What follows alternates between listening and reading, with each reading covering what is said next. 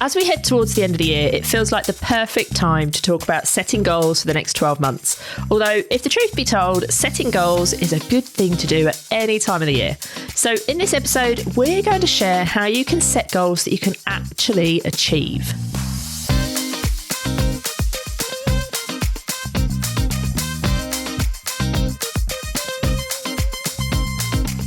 Hello, welcome to the JFDI podcast, and we're the two Lauras. And between us, we've built and sold several businesses and worked as freelance social media marketers for many years. Since we joined forces in 2019, we've helped thousands of freelance social media marketers to grow their businesses too. But getting where we are didn't happen by accident. It's all down to how we work on our business goals. But the thing most people won't tell you is that the goal itself isn't the important part. It doesn't matter what your goal is or how big it might seem. What's really important is the plan you put together to achieve it. In this episode, we're going to share 3 ways to make your goal setting easier and help you to be able to achieve your goals. And we've also got a little bonus to share with you later in the show, so make sure that you stay tuned for that. Now, Laura, don't you think setting goals feels really overwhelming sometimes? Yes. We put off putting a label on this for ages.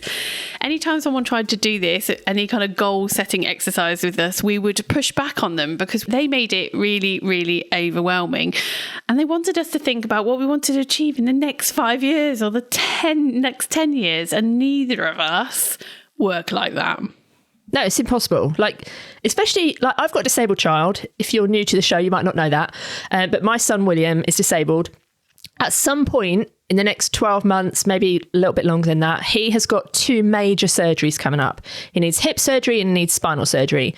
So trying to set goals around these impending surgeries, it's like, how do I know? How can I? Because at some point, a letter's going to land on my doorstep saying, woohoo, here's your date for your surgery. Well, what if I've got everything planned out to hit that goal around that date? It's just really difficult. And I know it's not just me. Obviously, it's just me that maybe has these impending surgeries, but we all have life going on, don't we? Yeah, well, for me, I don't like goal setting for that, longer term goal setting, because I'm a busy fool in a good way. My priority, my life revolves around my kids, and I know not everybody's the same, but their needs come first. So our businesses, we build our business for both of us to be able to deal with our children, whether that be impending surgeries or multiple clubs that my children suddenly want to go to. I want them to be able to do what they want to do. And there's lots of people who say to us, your grand plan should surely be to do this or speak on stages, do all these things. And we're like, no, far from it. Our goal is to just do what we want to do. My main goal is probably to stay off of stages. Let's just put that out there. Yeah.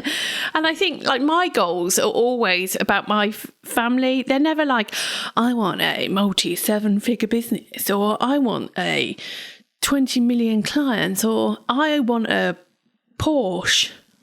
My goals are always that it results in something I can do with my family. That's what motivates me.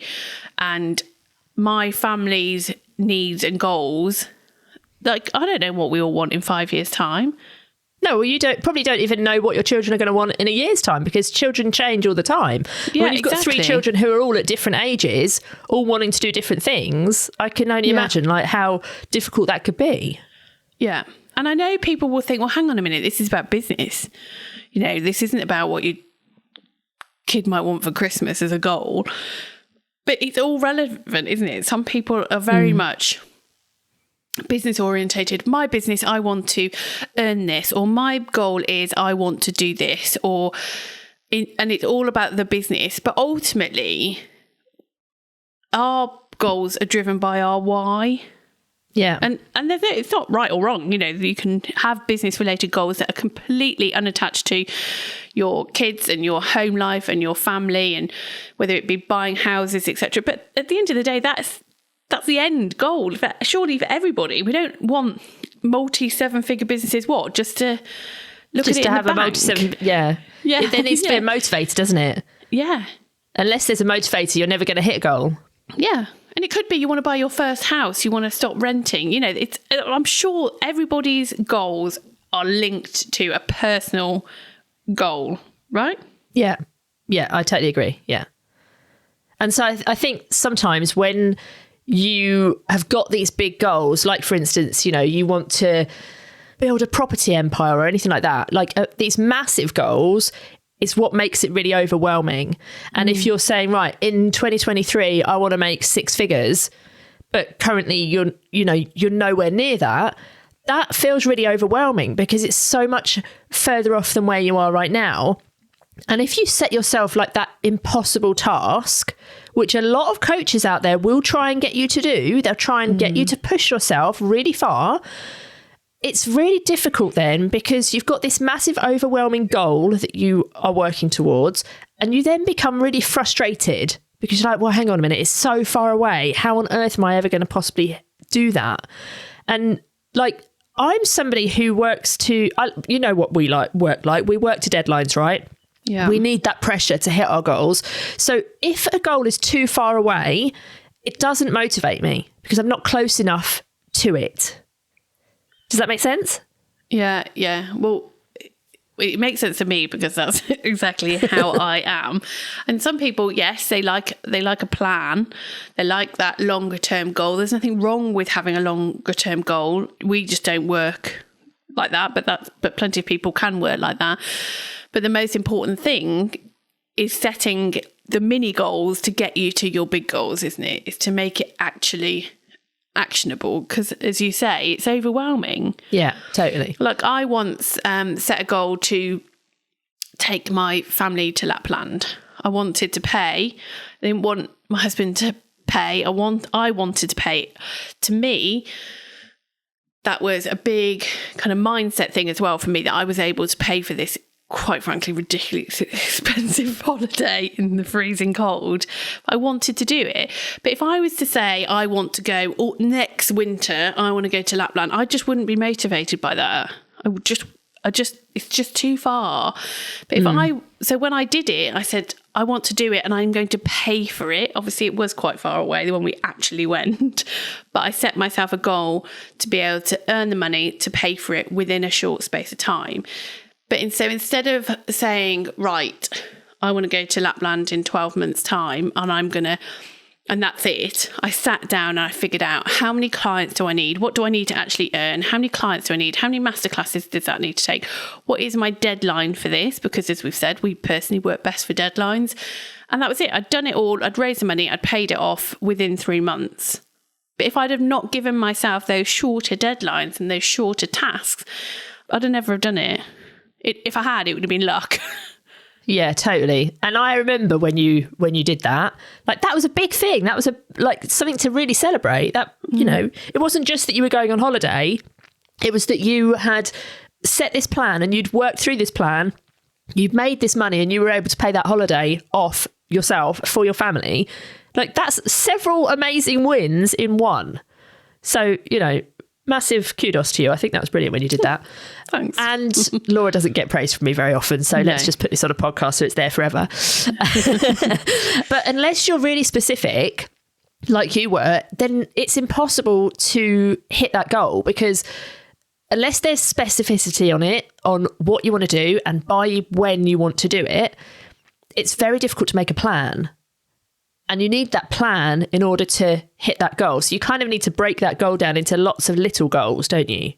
Yeah. Like you said, you knew how many clients you needed to have. So one of those goals would be get a client. You knew how many masterclasses you need to sell. So one of those goals would be create a masterclass, sell it, what have you. Yeah. So those small little pieces. And then along the way, every time you hit one of those, that's a celebration point, which keeps you motivated to keep going. But I think it's important as well that we say that not all goals need to be about achieving something or making more money. It might be totally the opposite. Like we listen to a lot of podcasts, don't we? And we were listening to a podcast recently with Jenna Kutcher. She was talking about goals in this podcast. And she was talking about how sometimes it's not about getting something more, it's about taking something away. And I thought that was like really important, because your goal might not be that you want to make 6 figures. Your goal might just be that you want to finish at work every day at 3:00 so you can go and do the school run, or you want to have a Friday off so you can go and do your big food shop. It might be those smaller goals of taking something away, getting rid of a client who's really overwhelming you, and just feeling better about your business. So I think it's really important to first of all decide what that goal is, but also really understand why you want to achieve that goal, because that's where the motivation comes, so that you can kind of hit that goal, right? Yeah, 100%. And I think so that's our tip number 1, isn't it? Our goals need to be specific. They need to be something that is measurable, that you can quantify, so you know when you've hit those goals. It's all very well being wishy-washy, but then that's not going to motivate you. You're not ever going to achieve that if it's not actually something that's measurable and really specific. So that is your tip number 1. Tip number 2 then is the timescale of that goal. Yeah. Because I think that's where most people kind of switch off and become overwhelmed, including us. Mm-hmm. And it's a bit like the beginning of the year, everyone in January starts a diet, don't they? Yeah. But they don't put a date on when they want to have achieved that ideal weight or whatever. Oh, I do. So they quickly drop off it. Okay, apart from Laura Davis. But that's why you quickly drop off of that goal, isn't it? Because you haven't like set this timescale of when you want to do it by. So it just stops. So, or you set unrealistic timeframes like me. I want to lose 2 stone in a week. Yeah, let's not do that. But I think when it comes to business, especially, those timescales are really important, because that stops you from being overwhelmed and it gives you something to motivate you. And we'll all work differently on this. Like for us, a 12-month goal wouldn't work. We work in much smaller bite-sized chunks.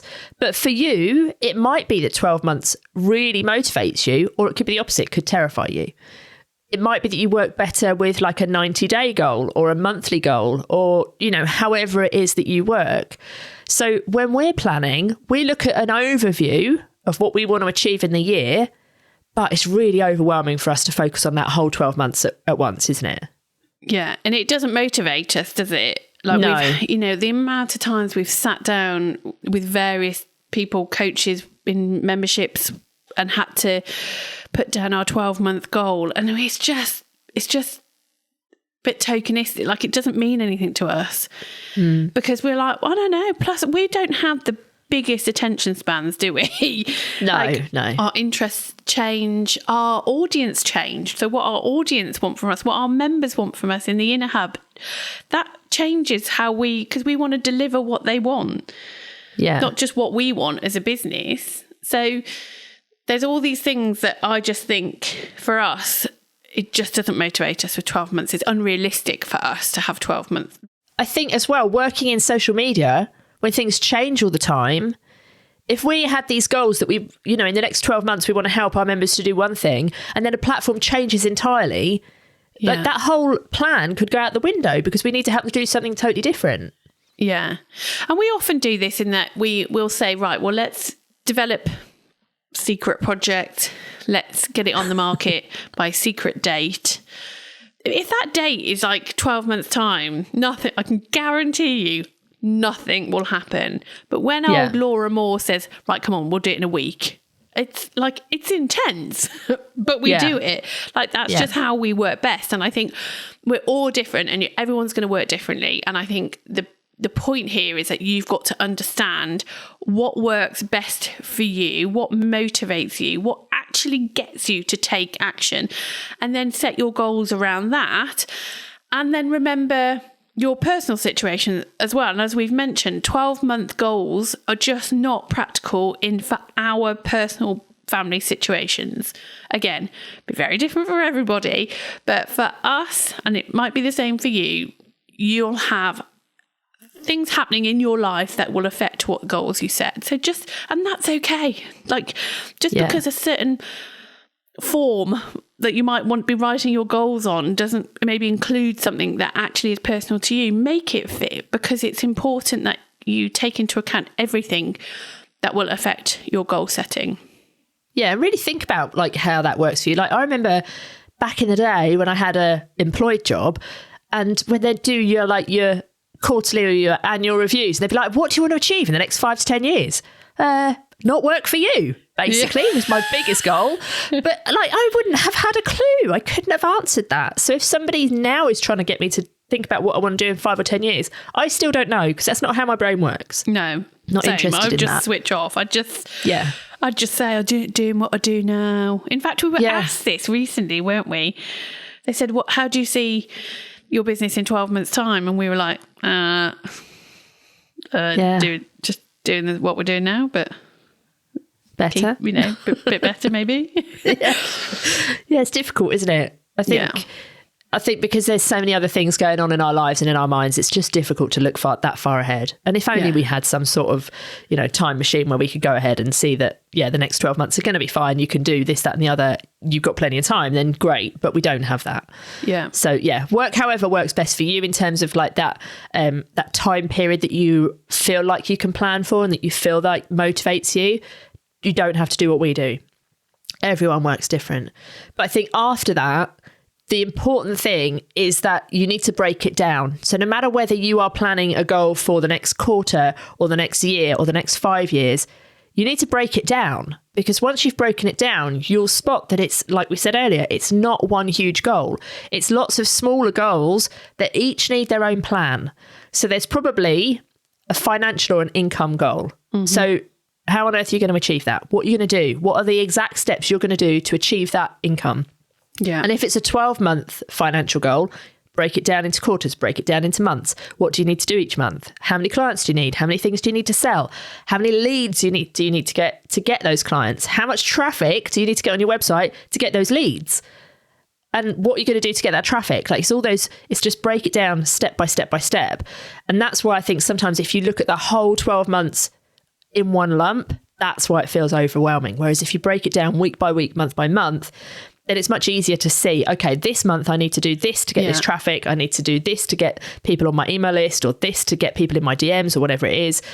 And it's easier, isn't it? Yeah. So say you wanted to work with 10 clients in a calendar year, but you convert maybe a quarter of them, which would mean that you'd need to have 40 discovery calls, and obviously not all your leads will convert to discovery calls. So you'll probably need maybe 50 or 60 leads. If you was to say, right, next year I've got to get 50 leads for social media management, that can be quite overwhelming for some people who are still maybe struggling to get 1 or 2 leads. So, but actually, if you start to break that down into tasks and then goals, on a monthly basis, it becomes so much more easier.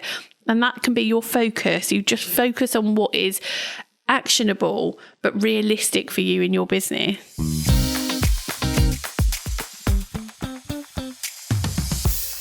Our third tip would be, and this sounds a bit weird, but you need to start your goal setting by looking backwards at what you've already done.